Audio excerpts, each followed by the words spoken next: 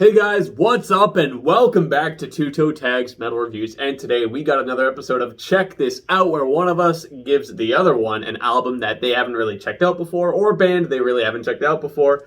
And this time it's my turn to give Vile an album, so today is going to be Vile Self's first impressions of the great Misdirect by Between the Buried and Me.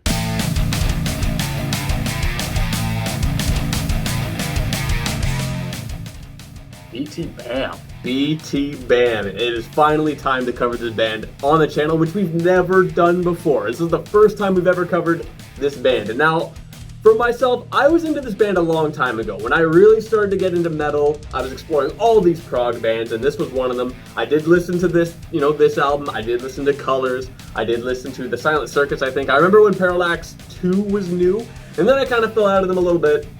Checked out other stuff, and then more recently kind of got back into them, listened to the stuff again, and I think this band is extremely incredible. I think this album is extremely incredible.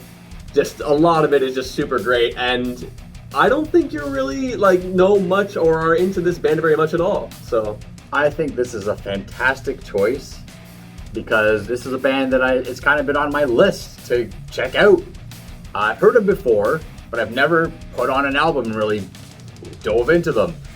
I know people that swear by this band. I know people who are like, BT Bam is the band, nothing else matters. I know people like that. They put this band on such a high pedestal that's why they're on my list. I gotta give these guys an honest chance. I don't blame people for doing that because these guys are incredible. Now, with that said, I have heard songs here and there. I've never really been blown away, but it's a lot different when you put on an album and get the whole package compared to listening to a track here and there. And not only that, but also having listened to it for a whole week afterwards.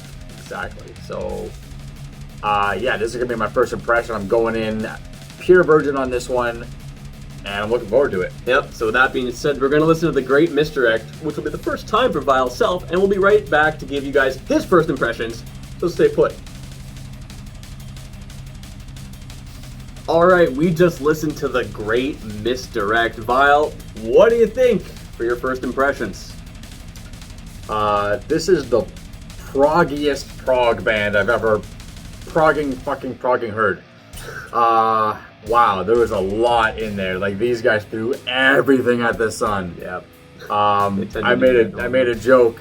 I said these guys just go to a music store, close their eyes and spin around, and wherever they stop and whatever they're pointing at, they pick that off the shelf and they put it in their song, and then they do it again and they put it in their song. Literally, I heard so much stuff on here, from shakers to bells to synth to, I think there was some darbukas and doombecks and congas and wood blocks and cowbells and 12-string guitars. And these guys, the pedal setup these guys must have is probably enormous. The guitar players probably have 24 pedals each. I don't know how these guys perform live. It must be insane. They probably have everything labeled very well. There's a lot going on. These songs are long. There's the intro track is the shortest track at 3 minutes.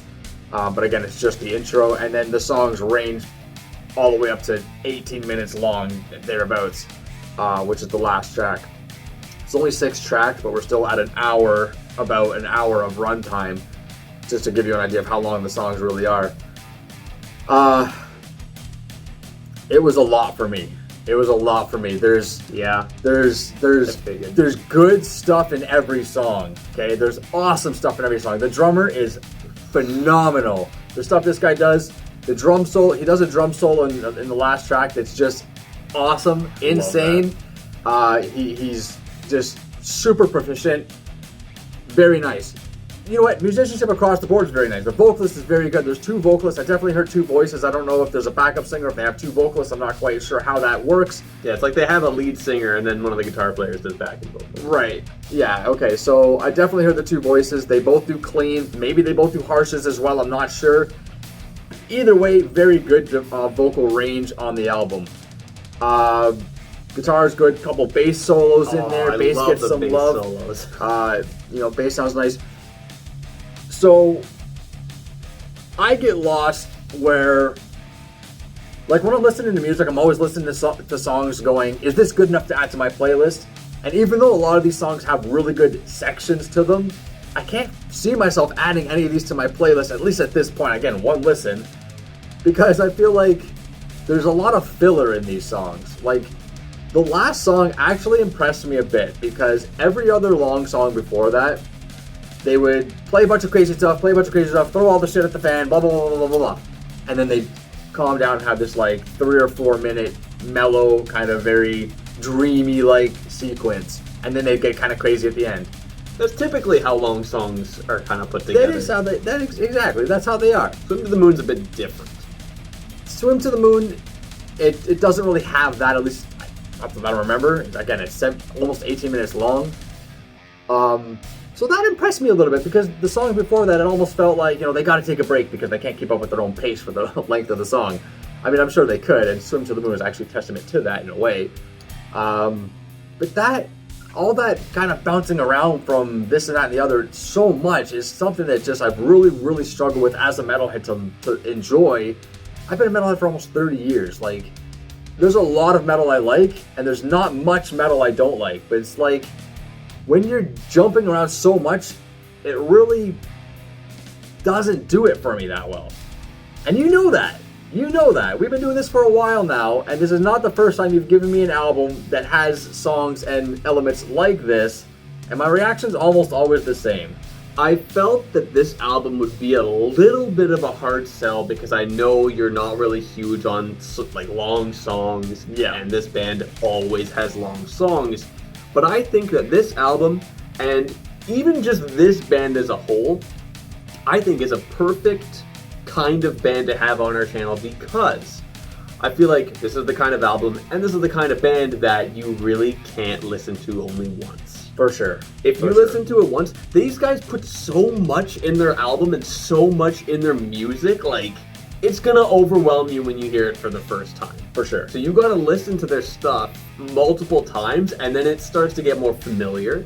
It starts to make a little bit more sense compositionally if you didn't catch whatever on the first impression, because there is so much happening, and you really start to appreciate it a lot more that way. I think this band is like that. And that's what we do on this channel. So I think this is a perfect band to have on this channel for that reason. I agree. And I feel like I just ingested it. Now I have to digest it. I don't think I've ever done that before. Use my shirt as a joke button. But hey, it is what it is. You know what? Never talked about my highlight tracks. There's a couple tracks that I gravitated towards a little bit more. And that's track number 1 and track number 5, which are both the shortest songs on the album. Number 1, very peaceful sounding. It's very mellow. Jazzy, very nice composure. I wrote lots of gel as a comment, which to me that just means the band's gelling very well. And number 5, Desert of Song, was a ballad. I guess you can call it a ballad. Kinda, yeah. Right? It's ballad-y, ballad-esque. But again, very well sung and well performed. And that's the one where I really noticed that there was 2 vocalists doing cleans. Unless the guy just has multiple actual voices, but I don't think so. I think it was definitely 2 guys doing cleans. But yeah, out of all the heavy, chaotic, crazy stuff, there were some blast beats here and there. There's some really sick guitar work here and there. None of it really got to me as much as the slowest songs on the album. They impressed me the most. They kind of put me in this zen, mood. And I was like, you know what, this is really nice. I can get behind this. Yeah, I don't blame you for feeling that way just on a first listen, because when you listen to the slower songs, Mirrors and Desert of Song, it's a lot easier to digest by hearing it once. The rest of the tracks have a lot of crazy stuff and are also very long, so it's going to be really hard to pick up on things. Yeah. But when you listen to this album over and over and over for an entire week, you're going to start to pick up on things better. You'll probably notice, this part in Disease, Injury, Madness, or, these sections of Swim to the Moon, or just all the different things are going to kind of come together and be a lot more coherent for your brain to understand, because you'll be more familiar with it. So I do think this band is kind of hard to hear on a first impression, but once you get over that hump, you really start to appreciate how awesome this band is. And guys, we all know it's all about the hump. It's all about the hump. That's all right. Yeah, so I don't think I got much more to say other than if you were to swim to the moon, if you were actually to swim to the moon, you'd probably make it in before the song ended. But yeah, that's it. I'm ready to listen to this all week and see where my opinions take me. Yep, Lyle's gonna listen to this album all week, over and over and over, and so am I, because I love this album anyway.